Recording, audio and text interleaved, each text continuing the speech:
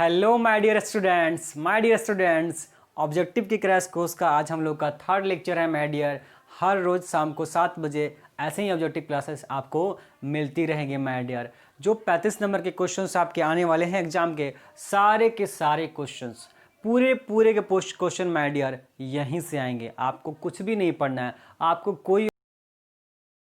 कोई guest paper आपको नहीं पढ़ना है। जो मैं सिर्फ पढ़ा रहा हूं माय डियर, बस आपको देख लेना है। सिर्फ आप वीडियो देखिए माय डियर, वीडियो देखिए, देख करके आप सारे क्वेश्चंस जो है आपको याद हो जाएंगे, समझ में आ जाएगी सारी बातें माय डियर।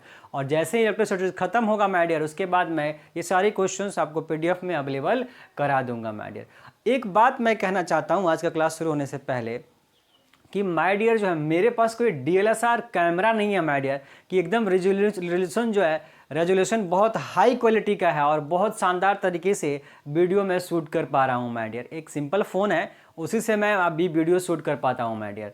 तो इसलिए जो है आप कम से कम इतना कीजिए कि आप जब वीडियो देखिए माय डियर, तो उसकी जो क्वालिटी है कम से कम 360 पीएस 360 पे जरूर आप देखिए। 144 पीएस पे आप देखेंगे तो आपको जो है दिखाई नहीं दे सकता है, ऐसा हो सकता है। तो आप अपनी वीडियो जो भी अपने मोबाइल में है वो 360 पीएस पे माय डियर देखेंगे, बहुत अच्छे से आपको हर एक चीज़ क्लियर दिखाई देगा। शुरू करते हैं माय डियर आज का क्लास। कौन सा क्लास है? थर्ड क्लास में पहला टॉपिक हमारे सामने है, पहला क्वेश्चन है। पहला क्वेश्चन क्या कहता है माय डियर? ये कह रहा है, ध्यान से समझेंगे, electric flux due to outside charge. देखिए क्या लिखा हुआ है, electric flux due to outside charge. मतलब कोई सरफेस है, कोई सतह है और उसके बाहर स्थित आवेश के कारण विद्युत फ्लक्स हमसे पूछा जा रहा है। और मैं आपको यकीन के साथ कह सकता हूं कि इस क्वेश्चन में 50-60% बच्चे गलती करते हैं मैं रोज बोलता हूं आपको, ये मेरा पर्सनल एक्सपीरियंस है। मैं अक्सर टेस्ट सीरीज के अंदर बच्चों के साथ देखता हूं कि वो गलतियां ये करते हैं।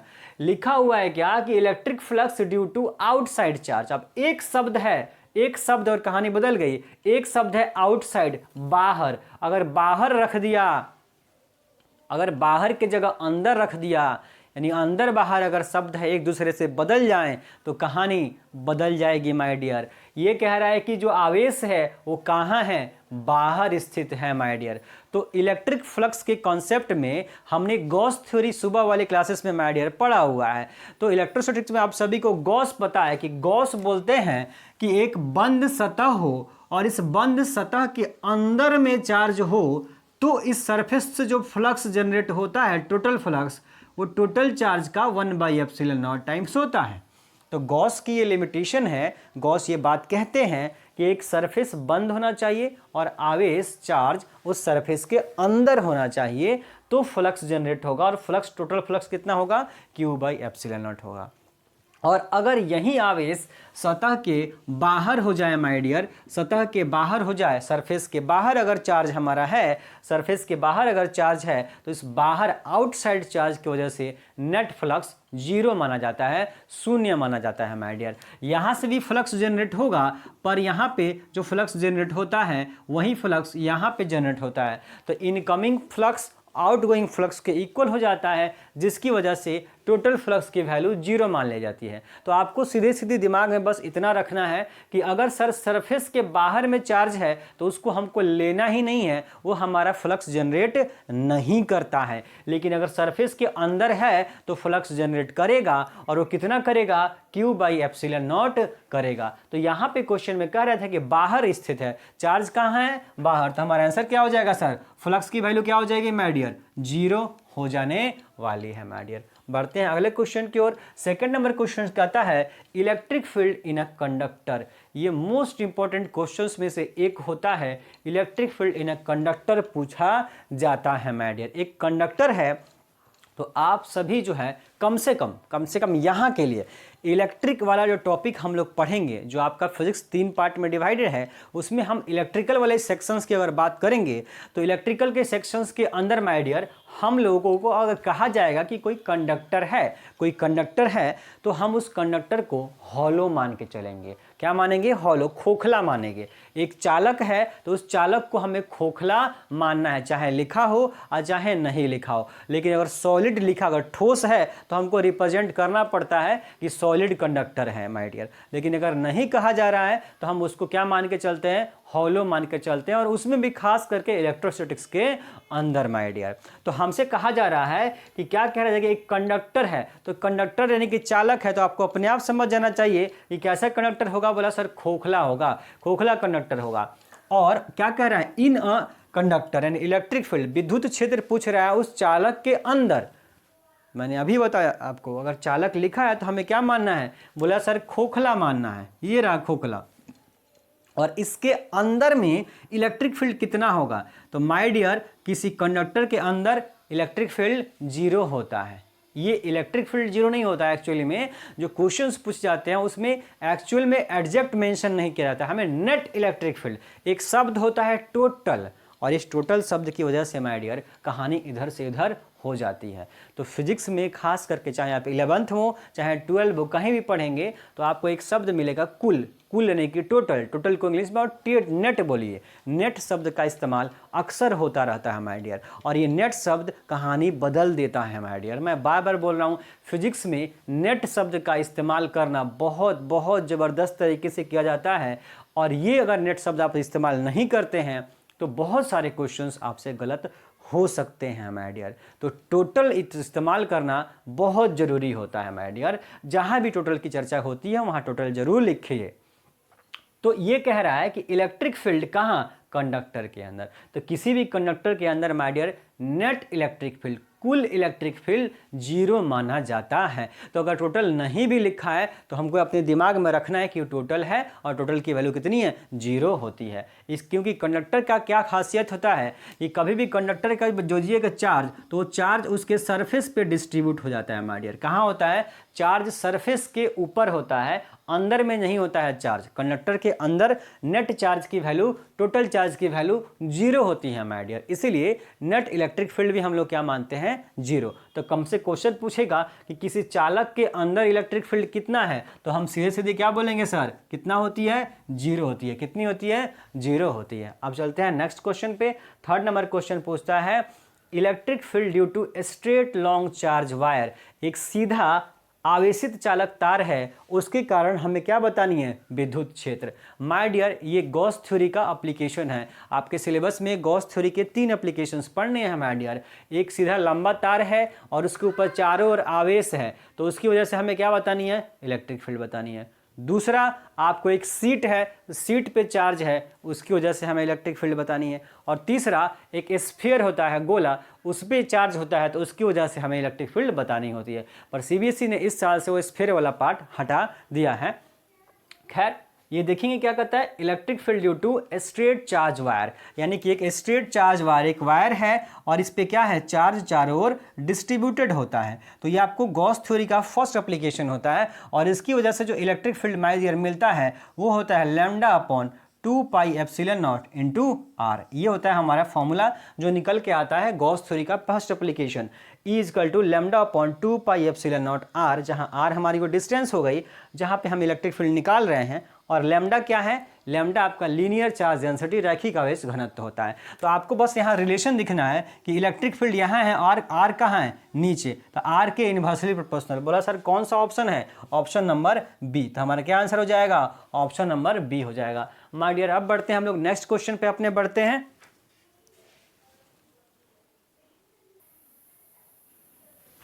माय डियर नेक्स्ट क्वेश्चन पे चलते हैं हम लोग, अपने अगले क्वेश्चन पे चलते हैं, 4थे नंबर क्वेश्चन पे। 4th नंबर हमारा ऑब्जेक्टिव क्वेश्चन क्या कहता है, electric field due to charge sheet. अभी मैंने आपको थोड़ी देर पहले ही समझाया माय डियर कि गॉस थ्योरी का 3 एप्लीकेशंस हैं हमारे सिलेबस में। फर्स्ट एप्लीकेशन एक वायर की वजह से, दूसरा एक पूरे सीट की वजह से, और तीसरा एक स्फीयर की वजह से माय डियर। तो ये सेकंड नंबर एप्लीकेशन होता है जिसमें हम लोग एक सीट की बात करते हैं। मान लीजिए हमारा एक बोर्ड क्या है, सीट है, तो सीट पे अगर चारों ओर चार्ज फैला हुआ है, यानी बोर्ड पे चारों ओर चार्ज फैला हुआ है, तो इसकी वजह से जो इलेक्ट्रिक फील्ड की वैल्यू होती है माय डियर वो कितनी होती है, सिग्मा अपॉन 2 एप्सिलॉन नॉट। कितनी होती है, सिग्मा अपॉन 2 एप्सिलॉन। बड़ा कहाँ दिया हुआ है सर, ये दिया हुआ है, सिग्मा अपॉन 2 एप्सिलॉन नॉट होता है माय डियर। इसका थ्योरी एक्सप्लेनेशन आप इलेक्ट्रोस्टैटिक्स के वीडियो में माय डियर जाकर देख सकते हैं, जहां गॉस थ्योरी के दो एप्लीकेशंस के 2 वीडियो मैंने बना रखे हैं, तो उसमें आप जाएंगे तो उसमें आपको ये एप्लीकेशंस मिल जाने वाला है। इलेक्ट्रिक फील्ड किसकी वजह से, एक सीट की वजह से। कितना होता है, सिग्मा बाई 2 एप्सिलॉन नॉट होता है माय डियर। ओके, बढ़ते हैं नेक्स्ट क्वेश्चन पे बढ़ते हैं। और ये क्वेश्चन जो है कई बार आपके एग्जाम में आ चुका है। एक सीट की वजह से, चादर की वजह से, सीट मतलब चादर, तो एक चादर पे आवेश है और उसकी वजह से विद्युत क्षेत्र बतानी है तो कितना होता है, सिग्मा बाई 2 एप्सिलॉन नॉट। ये 2 नीचे होता है, देखिए यहाँ 2 ऊपर में है, यहाँ 2 नीचे में है, तो आप इस बात का ख्याल रखेंगे। और यहाँ 2 है ही नहीं, तो इस चीज़ों को आप ध्यान रखिए, ऑप्शंस ऐसे सेट किए जाते हैं माय डियर। तो ई इजकल टू क्या हो जाएगा, सिग्मा अपॉन 2 एप्सिलॉन नॉट होता है। फिफ्थ नंबर क्वेश्चन कहता है कि direction of electric dipole moment is, electric dipole moment विद्युत द्विध्रुव आघूर्ण का दिशा आपसे पूछा जा रहा है माय डियर। कई बार ये क्वेश्चन एग्जाम में आ गया है, तो आप सभी को पता होना चाहिए सर कि डाइपोल मोमेंट का फार्मूला सर होता है P is equal to Q into 2L। ये होता है डाइपोल मोमेंट का फार्मूला माय डियर। ये डाइपोल मोमेंट द्विध्रुव आघूर्ण का फार्मूला होता है P is equal to Q into 2L। बोला द्विध्रुव किसको बोलते हैं सर, द्विध्रुव किसको बोलते हैं, तो बोला सर एक पॉजिटिव चार्ज और एक नेगेटिव चार्ज हो, दोनों का वैल्यू क्या हो, आपस में बराबर हो लेकिन विपरीत हो, उल्टा हो। दो चार्ज है Q और ये भी Q, लेकिन ये प्लस का है और ये माइनस का है, और दोनों के बीच में कुछ सेपरेशन है, डिस्टेंस है। तो इस डिस्टेंस, तो एक चार्ज, ये दोनों में से कोई एक चार्ज ये Q और दोनों के बीच की डिस्टेंस 2L को अगर आपस में मल्टीप्लाई करते हैं, गुना करते हैं, Q और 2L को आपस में मल्टीप्लाई करते हैं, तो क्या मिलता है, डाइपोल मोमेंट हमें मिलता है माय डियर। ये डाइपोल मोमेंट हो गया। इस पे बेस्ड न्यूमेरिकल प्रॉब्लम्स भी एग्जाम में पूछा जाता है। अच्छा हाँ, एक और बात मैं कहना भूल गया कि शुरू के जो आपके लेक्चर्स हो रहे हैं, ये आपके इलेक्ट्रोस्टैटिक्स के या हर चैप्टर की बात कर लूँ तो शुरू के कुछ टॉपिक्स जो होंगे, कुछ लेक्चर जो होंगे, उसमें हम लोग केवल थ्योरेटिकल क्वेश्चंस करेंगे माय डियर। एक बार थ्योरी से रिलेटेड सारे ऑब्जेक्टिव क्वेश्चंस कर लेंगे, फिर उसके बाद उस चैप्टर से रिलेटेड कुछ न्यूमेरिकल प्रॉब्लम्स के लिए भी हम लोग ऑब्जेक्टिव क्वेश्चंस करेंगे माय डियर। तो बढ़ते हैं अपने क्वेश्चंस की ओर कि भाई डाइपोल मोमेंट का डायरेक्शन कहाँ से होता है, तो आप याद रखेंगे निगेटिव से पॉजिटिव की ओर। कहाँ से, निगेटिव चार्ज से पॉजिटिव चार्ज की ओर क्या होता है, इलेक्ट्रिक डाइपोल मोमेंट का डायरेक्शन होता है। कहाँ से कहाँ होता है माय डियर, निगेटिव से पॉजिटिव चार्ज की ओर इसका डायरेक्शन होता है। यहीं पे मैं एक और क्वेश्चन आपको बता रहा हूँ, कभी कभी एग्जाम में the direction of electric dipole के जगह पे, इस इलेक्ट्रिक के जगह पे सिर्फ एक शब्द चेंज किया जाएगा, मैग्नेटिक डाइपोल मोमेंट, चुंबकीय द्विध्रुव आघूर्ण। यहाँ पे विद्युत द्विध्रुव आघूर्ण है, वहाँ चुंबकीय द्विध्रुव आघूर्ण माय बताया जाएगा। तो जब चुंबकीय द्विध्रुव आघूर्ण की बात करेंगे, मैग्नेटिक डाइपोल मोमेंट की बात करेंगे, तो मैग्नेट के केस में, चुंबक के केस में, यही पॉजिटिव जो चार्ज है वो नॉर्थ पोल बन जाता है और निगेटिव चार्ज साउथ पोल बन जाता है। नॉर्थ पोल और साउथ पोल दो पोल होते हैं चुंबक में माय डियर। तो अगर आपको इलेक्ट्रिक के जगह मैग्नेटिक बोलेगा, तो अभी हम देखें कि निगेटिव से पॉजिटिव जा रहे हैं इलेक्ट्रिक में, तो आपको मैग्नेटिक में कहां से कहां जाएंगे सर, साउथ से नॉर्थ की ओर, साउथ से नॉर्थ पोल, साउथ से नॉर्थ पोल होता है मैग्नेटिक डाइपोल मोमेंट का डायरेक्शन। और इलेक्ट्रिक फील्ड, इलेक्ट्रिक में आपका electric dipole moment direction negative charge से पॉजिटिव चार्ज की ओर होता है। तो हमारा आंसर क्या हो जाएगा, निगेटिव से पॉजिटिव चार्ज, निगेटिव से positive charge. Next question dipole से रिलेटेड ही है। The net force on a electric dipole is, किसी डाइपोल पे टोटल चार्ज कितना होता है। इसी क्वेश्चन में टोटल फोर्स के जगह पे, जो आपका टोटल फोर्स पूछ रहा है माय डियर, टोटल फोर्स ना लिख करके टोटल चार्ज भी लिख सकता था क्वेश्चन में। ये टोटल चार्ज कितना होता है, आया बात समझ में माय डियर। बोला सर डाइपोल, अभी तो आपने बताया कि सर जो डाइपोल होता है वो ये होता है dipole, minus Q plus Q. तो टोटल चार्ज कितना हुआ, नेट चार्ज कितना हुआ, तो सर जितना ये माइनस का है उतना ही प्लस का है, तो टोटल के लिए जब जोड़ेंगे तो जीरो हो जाएगा। तो अगर हमसे पूछा जाए कि सर एक डाइपोल पे टोटल चार्ज कितना होता है, नेट चार्ज, मैं बार बार बोल रहा हूँ नेट शब्द फिजिक्स में काफ़ी इंपॉर्टेंट है, तो टोटल पूछ रहा है, तो टोटल के लिए दोनों को जोड़ दीजिए तो मिल गया जीरो। तो टोटल चार्ज डाइपोल पे कितना होता है, बोला सर जीरो होता है। और टोटल फोर्स भी कितना होता है, बोला माय डियर जीरो ही होता है। ये पॉजिटिव चार्ज क्या करेगा, इस निगेटिव को अपनी ओर खींचेगा, और ये निगेटिव क्या करेगा, इस पॉजिटिव को अपनी ओर खींचेगा। तो दोनों क्या कर रहे हैं, एक दूसरे के उल्टा में, उसको खींच रहा है अपनी ओर, वो उसको खींच रहा है अपनी ओर, अट्रैक्टिव फोर्स लगेगा, तो इन दोनों को फोर्स का डायरेक्शन क्या हो गया, उल्टा। और चूंकि चार्ज की वैल्यू सेम है और दोनों के बीच की डिस्टेंस भी सेम है, तो जो फोर्स लगेगा वो भी माय डियर क्या होगा, सेम फोर्स लगेगा। और डायरेक्शन क्या है, उल्टा है, तो ये दोनों एक दूसरे को क्या कर देंगे, कैंसिल आउट कर देते हैं, खत्म कर देते हैं माय डियर। यानी कि इस पॉजिटिव पे जो फोर्स लग रहा है वो इधर की ओर, और इस निगेटिव पे जो फोर्स लग रहा है इधर की ओर, और आपस में दोनों फोर्स क्या है, बराबर ही है, क्योंकि चार्ज की वैल्यू सेम ही है माय डियर, और डिस्टेंस भी दोनों के बीच की सेम ही है, चेंज हो नहीं रही है। तो हमारे लिए क्या हो जाएगा, टोटल चार्ज भी जीरो और टोटल फोर्स भी जीरो। तो ये दो क्वेश्चन था, दोनों क्वेश्चन मैंने आपको समझा दिया। नेट फोर्स क्या हो जाएगा, जीरो। बोला कहाँ ऑप्शन है सर, ये रहा ऑप्शन नंबर 4 हमारा आंसर हो जाएगा माय डियर। ये देखिए यहाँ ऑप्शन नंबर 1 है, 1 नंबर ऑप्शन भी बच्चे, बहुत सारे बच्चे 1 नंबर ऑप्शन चेक करते हैं, क्योंकि ये हम लोग पढ़े हैं इलेक्ट्रोस्टैटिक्स में पढ़े हैं कि sir F equal to Q into E होता है। पर माय डियर ये जो फोर्स होता है वो किसी एक पर्टिकुलर चार्ज पे लगने वाला फोर्स होता है। एक चार्ज के ऊपर कितना फोर्स लगता है वो F equal to Q into E होता है। तो F equal to Q into E एक चार्ज पे लगने वाला फोर्स है। आपसे पूछ रहा है, टोटल पूछ रहा है, नेट पूछ रहा है, तो नेट कितना होगा, जीरो होगा माय डियर। नेक्स्ट क्वेश्चन, अगला क्वेश्चन जो है 7 नंबर क्वेश्चन कहता है कि the number of electron in 1 coulomb charge is. My dear ये क्वेश्चन बहुत बार एग्जाम में पूछा जा चुका है। ये ऑब्जेक्टिव के साथ साथ आपको ये वैल्यू याद रखनी है। ऐसा नहीं कि आप कैलकुलेशन करके वहां पे दिखाएंगे और सोचेंगे, आप कम से कम इस क्वेश्चन का आंसर आप डायरेक्टली याद रखेंगे माय डियर। क्या कहता है, 1 कूलम चार्ज में कितना इलेक्ट्रॉन होता है, 1 कूलम आवेश में इलेक्ट्रॉन की संख्या कितनी है। मतलब कि अगर किसी वस्तु को हम 1 कूलम आवेश दे रहे हैं या 1 कूलम आवेश इससे 1 कूलम इलेक्ट्रॉन किसी तरीके से उस पर ट्रांसफर कर रहे हैं, चाहे पॉजिटिव हो चाहे नेगेटिव हो, अगर ऐसा हो रहा है कि 1 कूलम आवेश वस्तु को दिया जा रहा हो, बॉडी को दिया जा रहा हो, तो उसमें कितना इलेक्ट्रॉन का ट्रांसफर हो रहा है ये हमें बताना है। 1 कूलम में कितना इलेक्ट्रॉन ट्रांसफर हो रहा होगा हमें ये बताना है माय डियर। तो कैसे बताएंगे, इस क्वेश्चन का जवाब देने के लिए हमें क्वांटाइजेशन का इस्तेमाल करना पड़ता है माय डियर। और क्वांटाइजेशन देखेंगे, स्पेस तो कहीं नहीं है, फिर भी अगर आपको दिखेगा तो यहाँ पे मैं बता दूं कि क्वांटाइजेशन में Q equal to N into E, ये हम फॉर्मूला पढ़ते हैं माय डियर।